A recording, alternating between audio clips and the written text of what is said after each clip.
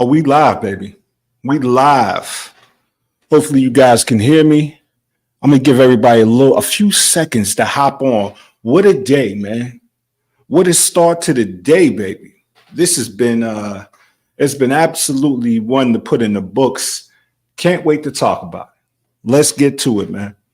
Hopefully everybody's having a great day out there.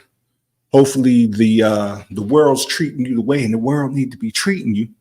And hopefully you're tapped in because this one today, you're gonna leave with something. You're gonna leave with something that you probably could take with you for the rest of your life. So let's get this thing started, man. Welcome, welcome to the podcast about nothing with your boy.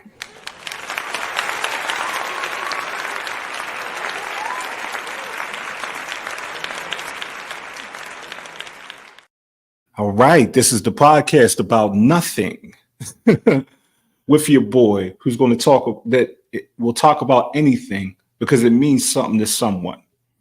All right, so let me tell you, this is going to be a wild one. Let me tell you about today, man. Let me tell you about today. Woke up this morning, woke up a little later than usual. I like to get up at 4:45. I'm that type of guy. I know there's something wrong with me, but that's the move I do. That's what I like to do. I like to beat the sun in the morning. So I got up this morning a little later than usual. Got the chance to see the kids go off to work. I mean, off to their work, to school. And then made my way down to the coffee shop. I get to the coffee shop. I do my usual. My man Mike was behind the bar. Shout out to Red Hot Coffee. Speaking of coffee, let me grab mine. Shout out to Red Hot Coffee, man. These guys always take care of me. Go and grab my coffee, grab my best friend and her partner coffee. I go over there, yap with her. And we had a grand conversation like we always do in the morning.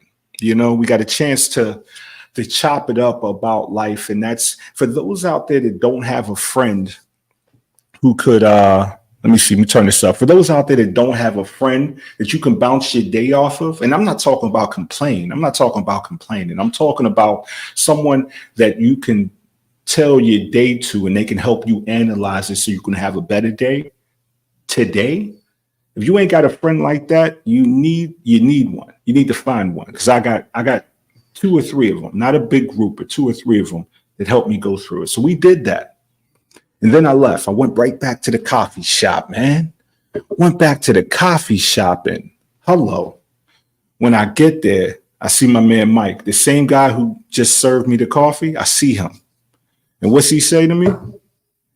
He says, because he was looking bothered. He looked beyond frustrated. You know, he looked like he's about to tear something down, fam. And I asked him, what's going on? How you doing? You know, what's going on? And bada bing, bada boom, he let me know. He said there's an individual that's coming into the shop causing a ruckus. And not just any ruckus, like literally, how can I say this? Literally harassing him. You know, harassing everybody that comes in there. And I'm like, all right, who is it? And he points outside and I see an individual in a trench coat, you know, with hair that is 10 million different colors.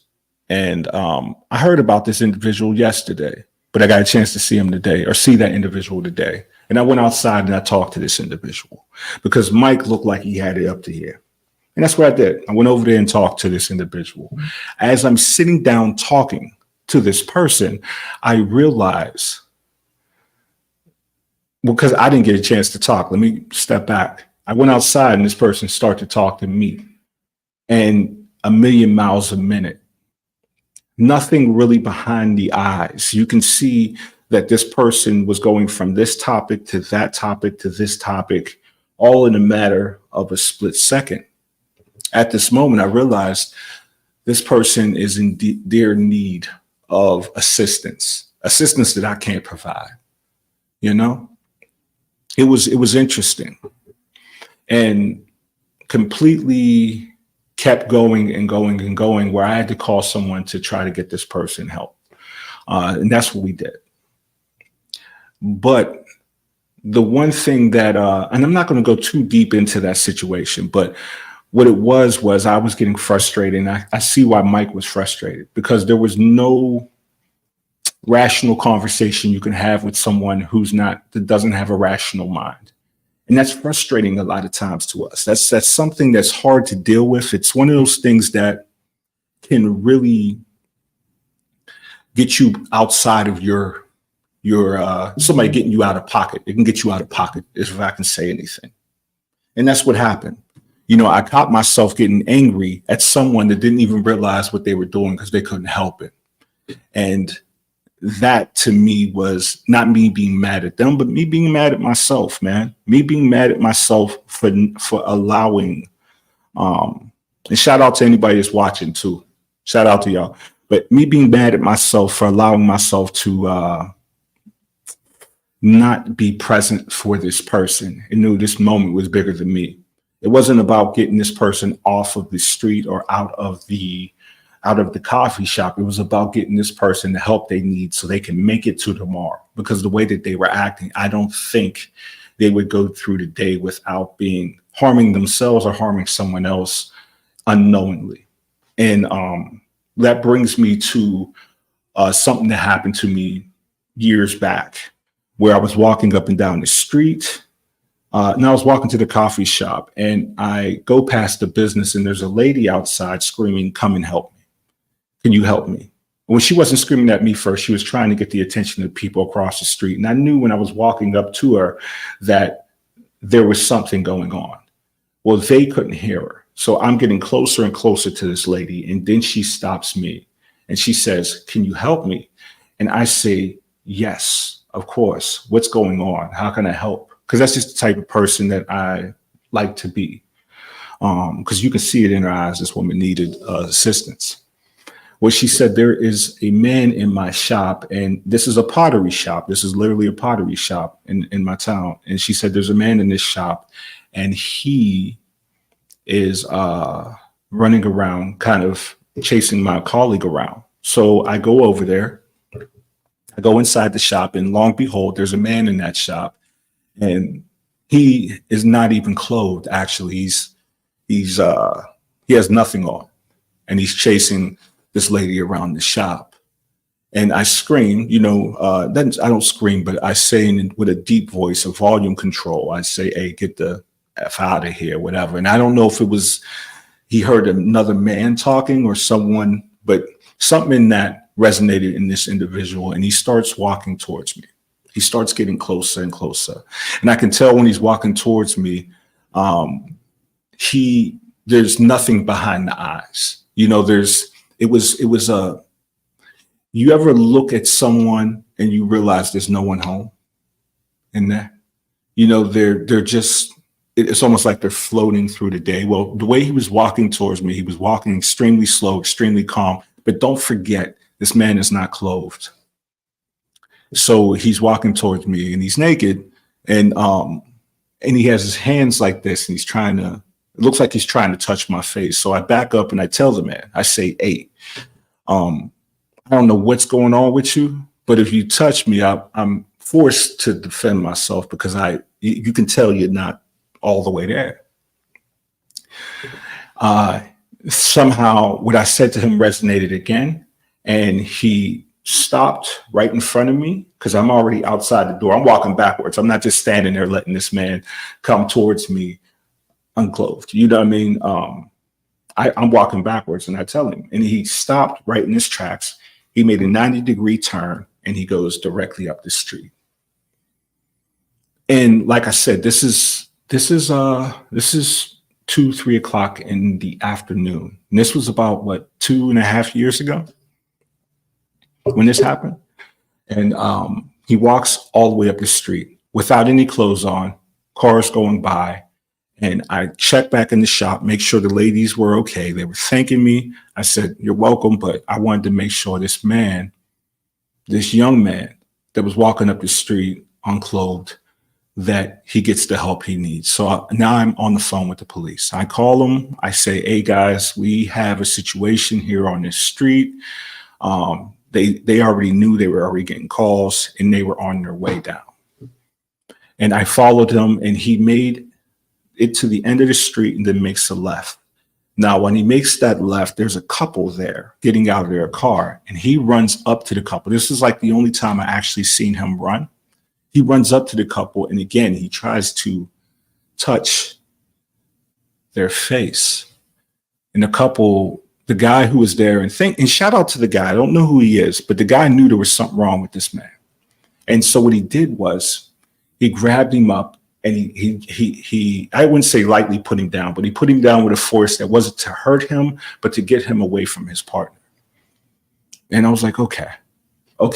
And I'm still on the phone with the police. I'm telling them everything that's happening right now. You know what I mean? Like I said, this was 2.5 years ago or something, but they're responding, and they said they're on their way. So the guy who is now on the ground, the individual who's unclothed, he hops up, and then he runs into a house that was located to the right. Now, at this moment, I don't know. I'm thinking this man just ran into someone's house, just in like randomly, because he opens the door, shuts it, and he opens the door, goes in, and shuts it. I'm like randomly. I'm thinking he ran into just a random stranger's house. It wasn't that. But thank goodness it wasn't. But anyway, the police finally pull up. I say he's in the house. Well, there was a lady before the police pulled up that got out of her car and was walking into the house this gentleman ran into. I told her what was going on, and she said to me at this moment, that's my little brother. He's been having some issues lately. And I told her, I informed her the police are coming. You know, this is a wild story, but I'm going to give it to you because it's important. It's not the fact that the story that happened, is the outcome of the story that is going to tie back into why this pod or this stream exists. So listen up. So the lady tells me that's her brother, and this is not a random house he ran into. It's actually his house. And I'm thanking God at this moment. The police pull up. I tell them what's going on. They're also talking to this gentleman's sister, and she's informing them what's going on with this young man. He's been acting strange for the past few days. They don't know. He's a really nice guy, but at this moment, he's having a mental issue. The kid comes outside, and again, he still has no clothes on.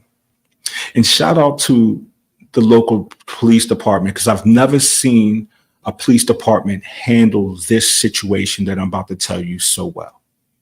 And they did it with the most gentle hands, understanding that this individual was not he wasn't a criminal. He was a man that was in the need for help. And they recognized that and actually used that in the formula of the thing I'm about to tell you. So the kid comes out and he has no clothes on. He's not a kid. It's a young man. He's probably in his 20s. Comes out and he's running towards the officer, not running towards, but walking towards the officer. And the officer's coaching him. Come here, man. Let me talk to you. Let's see what's going on. And the officer finally was able to get his hands on this young man and gently, put him down and put him in handcuffs. But as he's doing that, his mother comes outside. I didn't really get a good look at her face, but I knew that was his mother from, she's screaming his name, like, please, please. He's a good kid. He's a good kid. And the officer said, yes, I know, but he needs, the help. So they gently put him in the car. And they really, when I say gentle, they really gently did put him in the car. And then they took him to a place where he can get the help. Well, at this moment, like I said, I was just walking to the coffee shop and going home to go get my girls. I had seen enough. I was like, let me get to the house. I went to the house. Well, I went to the daycare to go pick my girls up, got home, and I sat there for probably about 2 hours trying to compute what just happened. And I got up the next morning. It's, again, 4:45. Like I said, I like to get up early. I go down to my studio, and within 3 hours, I painted this picture because I couldn't get the thought out of my mind. The way the woman, his mother, screamed when the police had to just gently had to detain him. You know, it was a voice, a scream, that a hurtness that you never want to see your kid like that. But shout out to the police officers, because the way they handled it should be commended, and as well as documented for other departments to how they should handle a situation. Those officers did a brilliant job in that situation. I actually know them now to this day, and they do really great work with those that are mentally ill. You know, they have their own procedures that they follow, and they do it well. Well, anyway, the next day I go and paint this picture, and on my way home that next day around the same time, I stop into the shop and talk to the ladies that the shop that he was originally in. And I asked them if they were okay. They said, "Yeah, man, thank you so much. You're a hero," whatever. I didn't really want to hear that part, but you know, I was just happy I could be of assistance. And I realized the kid lived up the street. I knew his mother was probably feeling some type of way because of, you know, that happened in the neighborhood you live in. People are starting to talk or whatever. I told the ladies, let's write them a letter, write him a letter, talking about get well. So that's what we did. I went to Family Dollars. I grabbed a, man, this is a wild story. I grabbed a welcome card, and me and the ladies wrote "Get well soon," put his name, and I took that letter, and then I took it directly to the house that he ran into, which I found out was his house. I knocked on the door, and his mother answered. When his mother answered, it was beautiful, but also there was something going on. There was a chunk. She had a big chunk, like a flesh wound, missing out of her face. And I was like, oh, I didn't see that yesterday because there was so much going on. But I handed her the letter, and I told her, you know, we really want to make sure he gets this, and let him know that the community's with him, and we just want to see him get well. Don't worry about it. When he was at the shop, he didn't really break much things. It was like maybe a pot or two, but it was just happy that everybody made it home that night. But she thanked us and said that's what the community is about. We told her we have her back. If he needs anything, just let us know. And you know, when he gets home, I would love to take him out to Brother Tom's or something, so we could get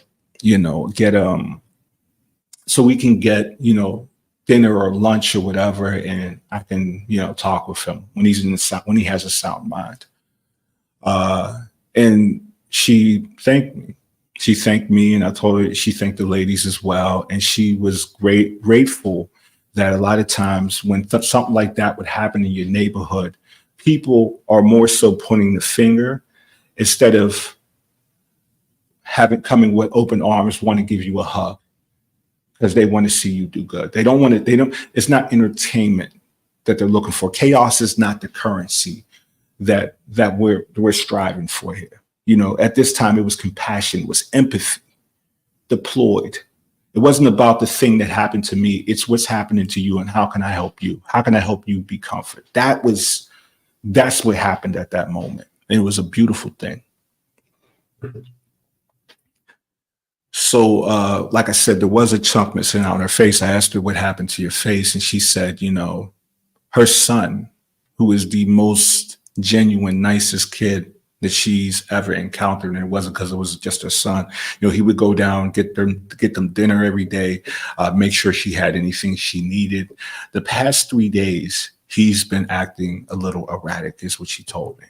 I was like, okay, he's acting a little erratic. Okay, well, running up and down the steps. You know, he doesn't do drugs. He barely goes outside. He more so just sits down, watch TV. They watch Oprah, those type of things. Lifetime. You know, he's a good kid, and his mother loves him, and he loves her. And she said she just didn't know what happened. So we start talking, and she started talking about his father and how he, at the age of, I believe, like, he recently found out he was schizophrenic, this young man's father. And it hit me at that moment what happened with this young man, which was confirmed. You know, they say when it comes to schizophrenia or something of that nature, you usually get the signs around 25. This young man was about 25 years old. And we found out that he had his first schizophrenic um, episode.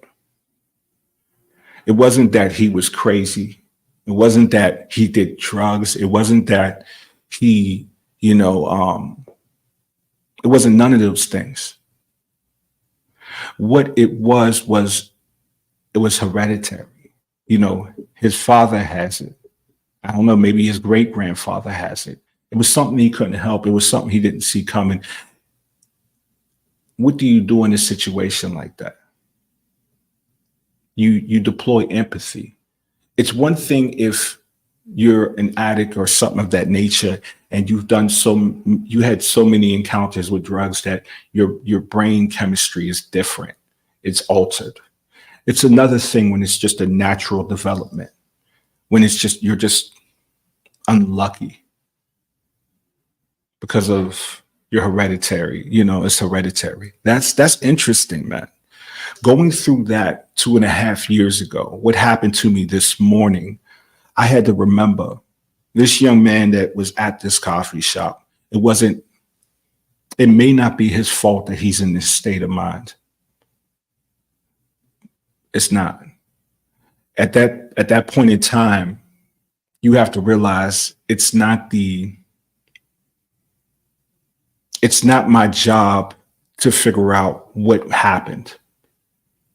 It's my job to figure out what I can do to get this gentleman or this individual, because I don't know what they identify as, the help they need. Today wasn't about the greatest start to the day because of that situation, but I'm gonna let you know this. You don't have to start a race where you finished it at. I can't, just because that happened, that doesn't dictate if today is going to be a bad day because that was the start of my day. I'm not going to allow it to. It's a choice. I can choose. Like sometimes you got to fake a smile until it's real.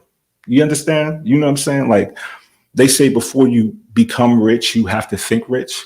Before you become happy, sometimes you just have to think happy. You have to play along as if you're already happy to become happy. It's just how this thing works, man. It's a tricky little mental gymnastics,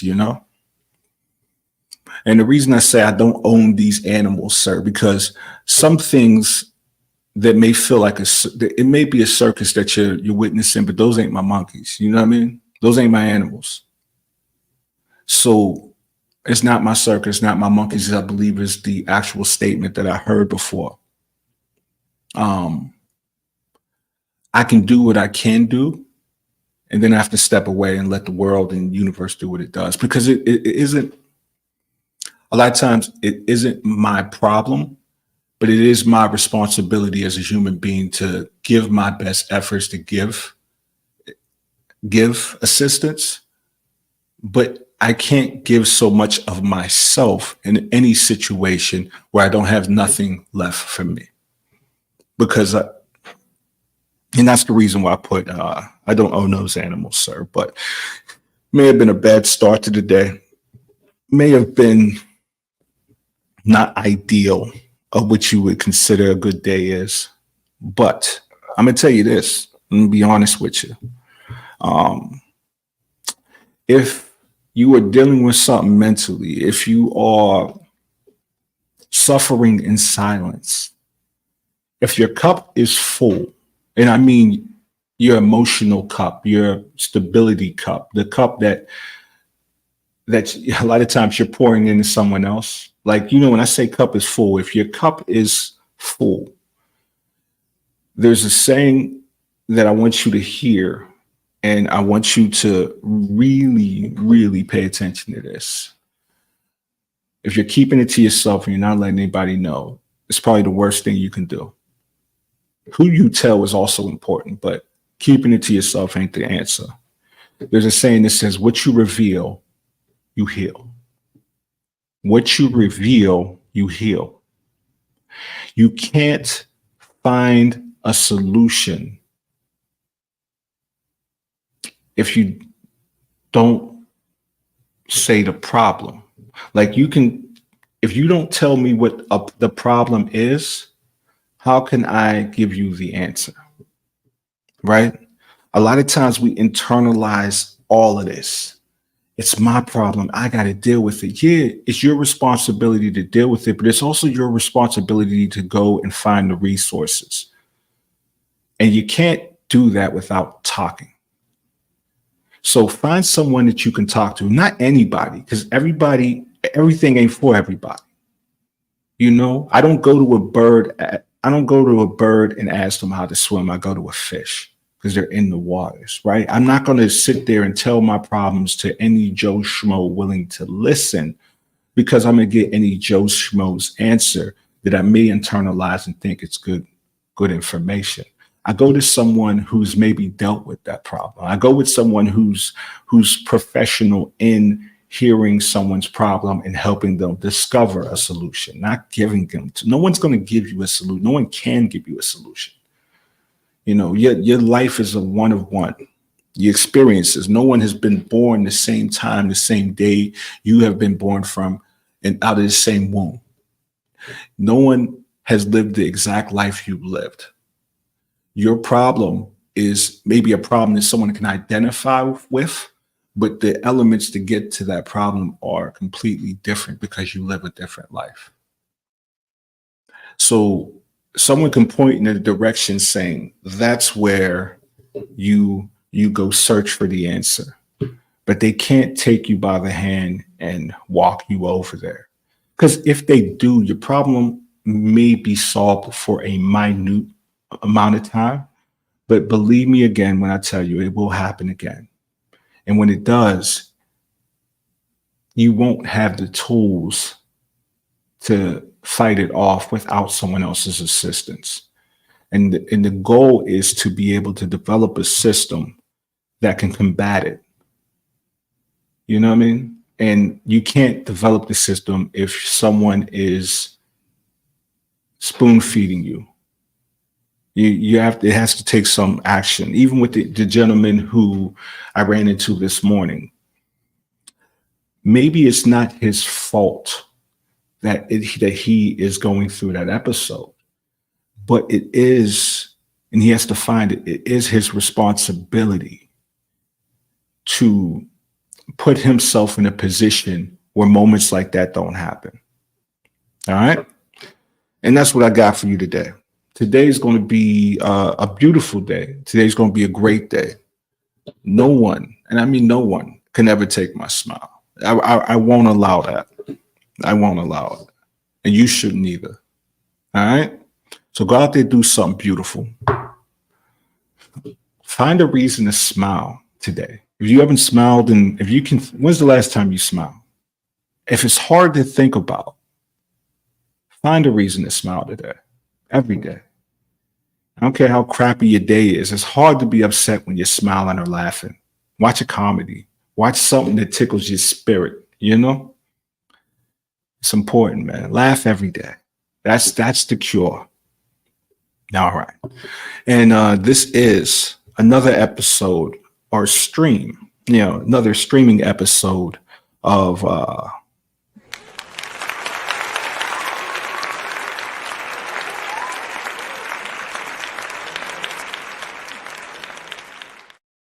the podcast about nothing with your boy, Corey Ochai.